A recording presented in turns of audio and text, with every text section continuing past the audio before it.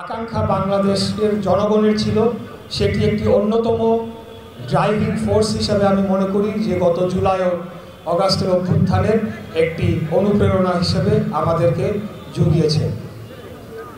এর বাইরে আমরা বাংলাদেশের জনগণ আমরা আমাদের গণতন্ত্রকে ফিরে পাওয়ার জন্য যে আমাদের আকাঙ্ক্ষা আমাদের মনে ছিল যে বাংলাদেশে জনগণের সরাসরি ভোটে নির্বাচিত একটি সরকার থাকবে যারা প্রতি 5 বছর অন্তর অন্তর জনগণের ভোটে নির্বাচিত হয়ে রাষ্ট্র ক্ষমতায় গিয়ে রাষ্ট্র পরিচালনা করবে, সেটি আরেকটি আকাঙ্ক্ষা।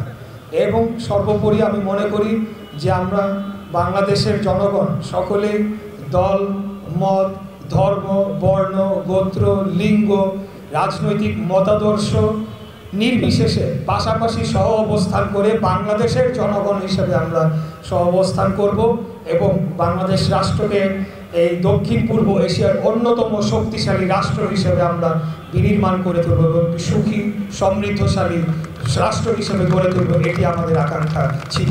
সেই আকাঙ্ক্ষাকে বাস্তবায়ন করার লক্ষ্যে আমরা কাজ করে যাব ইনশাল্লাহ। এবং আগামী দিনে কোনো স্বৈরাচার যাতে বাংলাদেশের মাথাচাড়া না দিতে পারে, স্বৈরাচারী কায়দায় যাতে আর কেউ বাংলাদেশের রাষ্ট্র ক্ষমতাকে দখল করে জনগণের অর্থ সম্পদ লুটপাট করে বিদেশে পাচার না করে দিতে পারে, সেটার জন্য যে একটা জাতীয় ঐক্যমত্য তৈরি হয়েছে এই জুলাই আগস্ট গণ অভ্যুত্থানের মধ্য দিয়ে, সেটিকে আমরা ধরে রাখতে চাই এবং সমুন্নত রাখতে চাই। এটি আমাদের আগামী দিনের সংকল্প হোক। ইনশাল্লাহ আমরা সেই লক্ষ্যে কাজ করে যাব। সবাই ভালো থাকবেন।